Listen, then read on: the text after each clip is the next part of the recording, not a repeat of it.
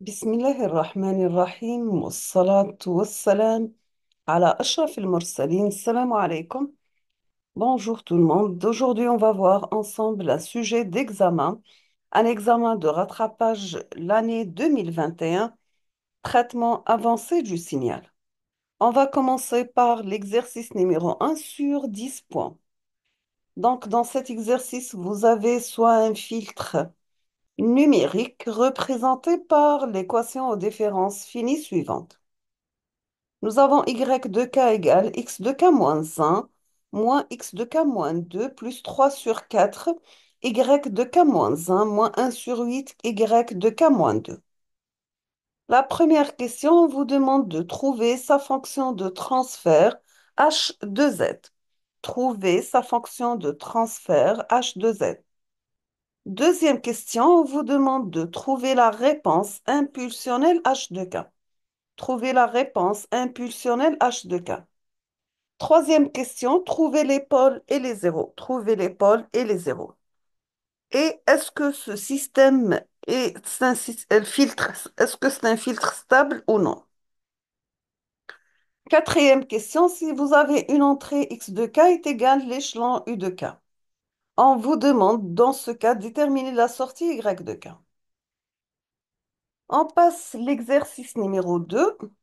Vous avez la conception d'un filtre RIF coupe-bande avec oméga C1 égale P sur 4.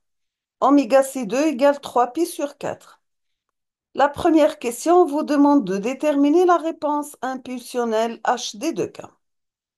Deuxièmement, si vous avez m égale à 4 et utilisant la fenêtre rectangulaire, on vous demande de calculer les coefficients de h de k si vous avez k varie de 0 jusqu'à 4. On passe l'exercice numéro 2. Donc, vous avez la conception d'un filtre RII avec les spécifications suivantes. Vous avez le module de h exponentielle oméga supérieur ou égal à 0,89 pour oméga compris entre 0 et pi sur 4. Vous avez le module de h exponentielle oméga inférieur ou égal à 0,1 pour oméga entre 0,7 et pi. En utilisant la transformation Bélier avec t, la période égale à 2 secondes, on vous demande de déterminer l'ordre grand N et la fréquence de coupure oméga C du filtre de Butterworth. Deuxièmement, déterminer la fonction de transfert h de z du filtre numérique.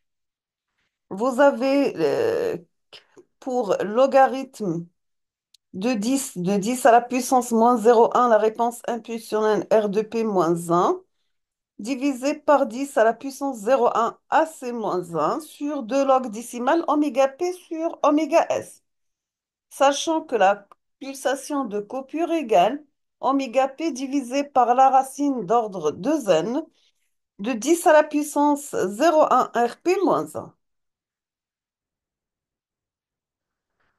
Donc, vous avez pour n égale à 1, la fonction de polynomial de Butterworth égale à P plus 1. Pour n égale à 2, vous avez p au carré plus la racine de p plus 1. Pour n égale à 3, vous avez p cube plus 2p au carré plus 2p plus 1, qui est égal à p plus 1 multiplié par p au carré plus p plus 1. Pour n égale à 4, vous avez p d'ordre 4 plus 2,6100. euh, donc, vous avez 61 326 p cube plus 3,41 421 p au carré plus 2,61 326 p plus 1. Pour n égale à 5, vous avez P5 plus 3,32 607 p cube, p à la puissance 4, plus 5,23 607 p cube, plus 5,23 607 p au carré, plus 3,23 607 p plus 1. On passe la correction et on va commencer par l'exercice numéro 1. Pour la fonction y de z du filtre, donc vous avez y de z en facteur multiplié par 1 moins 3 sur 4 z moins 1 plus 1 sur 8 z moins 2, qui est égal à x de z multiplié par z moins 1 moins z au carré. Pour avoir la fonction de transfert, on doit mettre y de z divisé par x de z. On obtient z moins 1 moins z moins 2 divisé par 1 moins 3 sur 4 z moins 1 plus 1 sur 8 z moins 2. Donc, qui est égal à z moins 1 divisé par z au carré moins 3 sur 4 z plus 1 sur 8. On peut la mettre la forme z moins 1 sur z moins 4, le tout multiplié par z moins 1 demi. On va faire la décomposition en éléments simples. On obtient a sur z moins 1 sur 4 plus b divisé par z moins 1 demi. Comment on calcule a? On va mettre z moins 1 sur z moins 1 demi. On va remplacer z par 1 sur 4. On trouve que a prend la valeur 3. Pour b, donc ça sera z moins 1 sur z moins 1 sur 4. Et on va remplacer z par 1 demi. On trouve que b prend la valeur moins 2. On peut mettre h de z la forme 3 sur z moins 1 sur 4 moins 2 sur z moins 1 demi. Donc, ça sera 3z divisé par z moins 1 sur 4 par z moins 1 moins 2z sur z moins 1 demi moins z moins 1. Donc, on va mettre cette forme pour trouver h de k, la forme 3 multiplié par 1 sur 4 à la puissance k moins 1 u de k moins 1 moins 2 multiplié par 1 demi à la puissance k moins 1 u de k moins 1. Pour les zéros, nous avons z-1 égale à 0, donc z égale à 1. Nous avons deux pôles, P1 égale à 1 sur 4, P2 égale à 1 demi. Vous avez le module de z1 inférieur à 1, le module z2 inférieur à 1. Dans ce cas, on peut dire que notre filtre, c'est un filtre stable. Maintenant, pour une entrée x de k qui est égale u de k l'échelon, une réponse impulsionnelle, donc on trouve que y x de z, ça sera z sur z moins 1. La transformer en z de l'échelon et on va remplacer dans y. On trouve y de z égale à z moins 1 divisé par z moins 1 sur 4 multiplié par z moins 1 demi fois z sur z moins 1. On va simplifier z moins 1 avec moins 1. Z moins 1, donc ça reste z sur z moins 1 demi multiplié par z moins 1 demi. On va diviser y de z par z, donc on trouve est égal à 1 sur z moins 1 demi multiplié par z moins 1 demi. On va faire la même chose, la décomposition en éléments simples. Donc, on trouve a sur z moins 1 sur 4 plus b sur z moins 1 demi.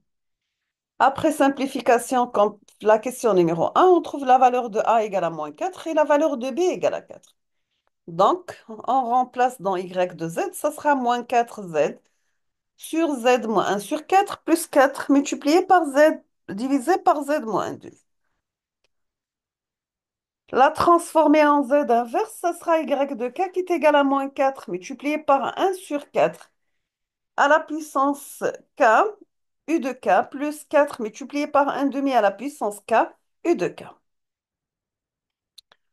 On passe l'exercice numéro 2. Donc, vous avez hd de k égale 1 sur 2 pi l'intégrale de moins pi à pi de 1 par exponentielle moins g n sur 2 oméga exponentielle g oméga k d oméga.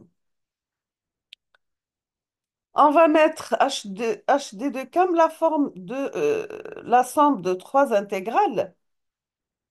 On obtient à la fin que est égal à 1 sur pi multiplié par k moins 1 demi, n sur 2 multiplié par sinus pi, k moins 1 demi, plus sinus oméga c1 multiplié par k moins 1 sur 2, moins sinus oméga c2 par k moins 1 demi. Donc, voici sa représentation graphique.